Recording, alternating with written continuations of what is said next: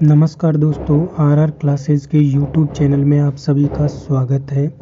तो आज है 23 फरवरी और 23 फरवरी को एसएससी जीडी का फर्स्ट शिफ्ट का आपका एग्ज़ाम ख़त्म हो चुका है। इसका मैं आपको 100% रियल एनालिसिस इस वीडियो में लेकर आया हूँ।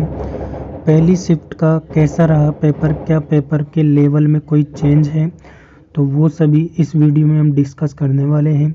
तो जिन्होंने भी चैनल को सब्सक्राइब नहीं किया है, चैनल को ज़रूर सब्सक्राइब करें इसी तरह के डेली एनालिसिस वीडियो पाने के लिए। अगर आपका भी आने वाली शिफ्टों में एग्ज़ाम है तो वीडियो को पूरा एंड तक ज़रूर देखना है। दोस्तों, आप सभी लोगों से एक रिक्वेस्ट की जाती है कि अगर आप हमारे यूट्यूब चैनल का पहली बार वीडियो देख रहे हैं तो चैनल को ज़रूर सब्सक्राइब करें, क्योंकि हम आपके लिए इतनी मेहनत करते हैं। अगर आपको लगता है कि हम आपके लिए 1% भी मेहनत करते हैं तो चैनल को ज़रूर सब्सक्राइब करें, हमें सपोर्ट करें, ताकि इसी तरह की वीडियो हम आगे आपके लिए भी लेकर आ सकें। तो आइए वीडियो स्टार्ट करते हैं। ये है आपका 23 फरवरी का फर्स्ट शिफ्ट का एग्ज़ाम ख़त्म हो चुका है। पीडीएफ के लिए आप व्हाट्सएप मैसेज कर सकते हैं इस नंबर पे। अब देखते हैं हमारा पहला सवाल। आपका पहला सवाल पूछा गया था कि इनमें से कौन सा लोक नृत्य जो है केरल से संबंधित है। तो आपका स्टेटमेंट वाइज क्वेश्चन था, उसमें मोहिनीअट्टम और कथकली जो है वो केरल के हैं, इसलिए मोहिनीअट्टम और कथकली राइट आंसर हो जाएगा। आज आपके पॉलिटी से 3 से 4 सवाल पूछे गए। तो पूछा गया आपका अनुच्छेद 32 जो है उसका संबंध किससे है। तो व्यक्तियों को न्याय मांगने के लिए जो सर्वोच्च न्यायालय जाने का अधिकार देता है, यानी रिट लगाने का अधिकार भी जो अनुच्छेद 32 के तहत हमें दिया जाता है, और इसको डॉक्टर भीमराव अंबेडकर ने संवैधानिक उपचारों का अधिकार भी कहा है। तो ये इसका करेक्ट आंसर हो जाएगा। इसमें 5 तरह की रिट जारी की जाती है। अगला सवाल आपसे पूछा गया था कि क्रिकेट विश्व कप 2011 की जो मेज़बानी है वो किस देश ने की थी। तो 3 देश है, भारत, बांग्लादेश और श्रीलंका। तीनों ने मिलकर 2011 विश्व कप की मेज़बानी करी थी और भारत जो है इसमें विजेता रहा था, और महेंद्र सिंह धोनी की कप्तानी में ये भारत इसमें विजेता रहा था। तो ये इसका करेक्ट आंसर हो जाएगा। अगला सवाल आपका करंट अफेयर से पूछा गया था कि 2023 में चीन में हुई एशियन गेम्स में नीरज चोपड़ा ने कौन सा पदक जीता। तो नीरज चोपड़ा के द्वारा स्वर्ण पदक जीता, जो हाओजोंग में यानी चीन में हुआ था, आयोजित थी एशियन गेम्स, और 88.88 मीटर का जेवलिन थ्रो में उन्होंने स्वर्ण पदक जीता। तो ये इसका करेक्ट आंसर हो जाएगा।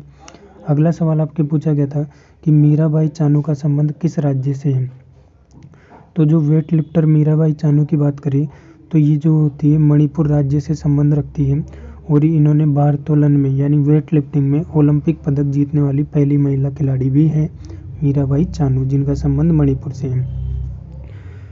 दोस्तों, आप सभी लोगों से रिक्वेस्ट है कि अभी तक आपने चैनल को सब्सक्राइब नहीं किया है तो चैनल को ज़रूर सब्सक्राइब करें, ताकि हमें सपोर्ट मिले, हम इस तरह की वीडियो आपके लिए और भी अच्छे वीडियो आपके लिए लेकर आए। अगला सवाल आपके पूछा गया था अनुच्छेद से संबंधित, अनुच्छेद 43 भी आपके पूछा गया था कि सभी राज्य सभी कर्मकारों के लिए निर्वाह योग्य मजदूरी और एक उचित जीवन स्तर सुनिश्चित करने का प्रयास करेगा।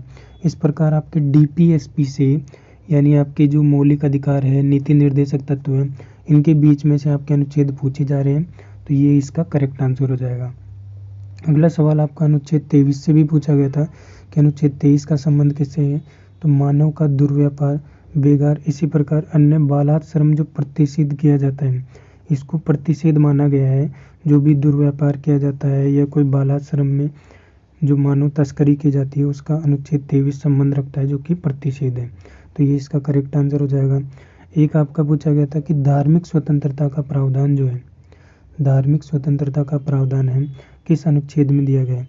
तो 28 अनुच्छेद 25 से 28 की अगर हम बात करें तो इसमें धार्मिक स्वतंत्रता का प्रावधान हमें दिया गया है।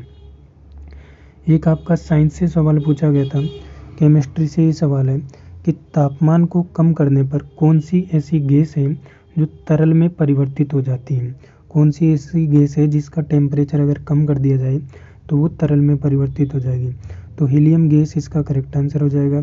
हीलियम के प्रतीक की बात करें तो He से लिखा जाता है। इसके परमाणु क्रमांक की बात करें 2 होता है। ये एक निष्क्रिय गैस है जिसे हम नोबल गैस बोलते हैं, अक्रिय गैस से बोलते हैं, और ये एक रंगहीन, गंधहीन, स्वादहीन और विषहीन गैस है जिसका परमाणु क्रमांक 2 है, जैसा कि मैंने अभी बताया था।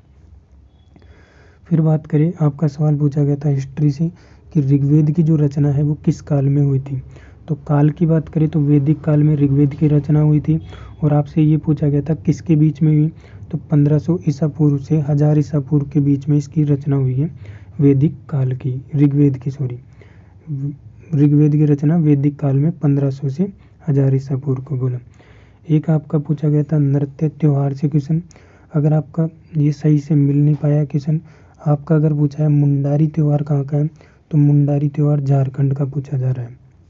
अगर मांडो त्योहार, क्योंकि मुंडारी ऐसे करके सवाल था, तो मुंडारी है झारखंड का। मांडो पूछा गया है तो मांडो हो जाएगा गोवा का। और मांडू पूछा गया तो मांडू हो जाएगा मध्य प्रदेश का। इन तीनों में आप डिफरेंस समझ सकते हैं और जो आपके पूछा गया था वो इसका करेक्ट आंसर हो जाएगा, ऑप्शन में था जो। अगला आपके सवाल पूछा गया था, ये आपका सवाल जो है नहीं पूछा गया था, ये अलग लैंग्वेज में पूछा गया था। ये आपका सवाल पूछा गया था कि जन औषधि ट्रेन को अश्विनी वैष्णव ने हरी झंडी दिखाकर कब उद्घाटन किया। तो 2023 इसमें नई दिल्ली में जन औषधि जो रेलगाड़ी है जिसका पुराना नाम छत्तीसगढ़ संपर्क क्रांति एक्सप्रेस को मनसुख मंडाविया और अश्विनी वैष्णव के द्वारा हरी झंडी दिखाकर 2023 में नई दिल्ली से इसकी उद्घाटन किया। तो ये इसका करेक्ट आंसर हो जाएगा। अगला आपका पूछा गया था परमाणु संयंत्र से कि कुडनकुलम जो परमाणु संयंत्र है वो किस राज्य में स्थित है। तो कुडनकुलम हो जाएगा आपके तमिलनाडु में। अगला सवाल आपका जनगणना से पूछा गया है। दोस्तों, अगर आपने जनगणना से संबंधित मेरे यूट्यूब चैनल का प्रीवियस ईयर वीडियो नहीं देखा है तो ज़रूर देख लेना, क्योंकि उसी से जनगणना से संबंधित और उसी से पॉलिटी से संबंधित सारे सवाल आ जाते हैं। पॉलिटी का भी एक वीडियो मैंने डाल रखा है। वर्ष 2011 की जनगणना के अनुसार महिलाओं का जो प्रतिशत है, परसेंटेज है, वो कितना है। तो 48.48% महिलाएं हैं 2011 की जनसंख्या के अनुसार और 52% जो है वो पुरुष जनसंख्या में है। अगला सवाल आपके करंट अफेयर से पूछा गया था कि रिकी केज को अपने कौन से एल्बम के लिए ग्रैमी पुरस्कार, प्रेमी की जगह ग्रैमी पुरस्कार है, तो एल्बम के लिए ग्रैमी पुरस्कार मिला। तो वर्ष 2015 में अपने एल्बम विंड्स ऑफ समसारा के लिए रिकी केज को ग्रैमी पुरस्कार मिला। अगला सवाल आपके पूछा गया था कि भारत का जो वित्तीय वर्ष है, जो फाइनेंशियल ईयर जो होता है उसका पीरियड टाइम क्या होता है। तो फाइनेंशियल ईयर वित्तीय वर्ष का जो समय अवधि होती है वो 1 अप्रैल से शुरू होती है और 31 मार्च के समाप्त होती है, यानी 1 अप्रैल से 31 मार्च, ये करेक्ट आंसर हो जाएगा। अगला सवाल आपके इस प्रकार से पूछा गया था कि घरेलू व्यापार को विदेशी प्रतिष्ठा से बचाने के लिए कौन सी नीति अपनाई जाती है। इस प्रकार से आपका सवाल पूछा गया था। सवाल बिल्कुल कंफर्म नहीं हो पाया कि किस प्रकार से पूछा गया था। नई चीज़ ये है कि हिंदी में आपके वाक्य शुद्ध अशुद्धि से 2 सवाल पूछे गए और आज रीजनिंग में कैलेंडर से 1 सवाल पूछा गया अलग से। जो अलग से पूछा है वही मैंने आपको बताया, बाकी नॉर्मल जो जनरल पैटर्न चल रहा है वो सभी में से 1-1 सवाल पूछा गया है। तो इस प्रकार मैंने आपको वीडियो पूरा एंड तक करवा दिया है, पीडीएफ को जितने भी आपके सवाल पूछे गए। आपने अभी तक चैनल को सब्सक्राइब नहीं किया है तो चैनल को ज़रूर सब्सक्राइब करें और पीडीएफ के लिए आप हमें व्हाट्सएप चैनल पर मैसेज कर सकते हैं। धन्यवाद।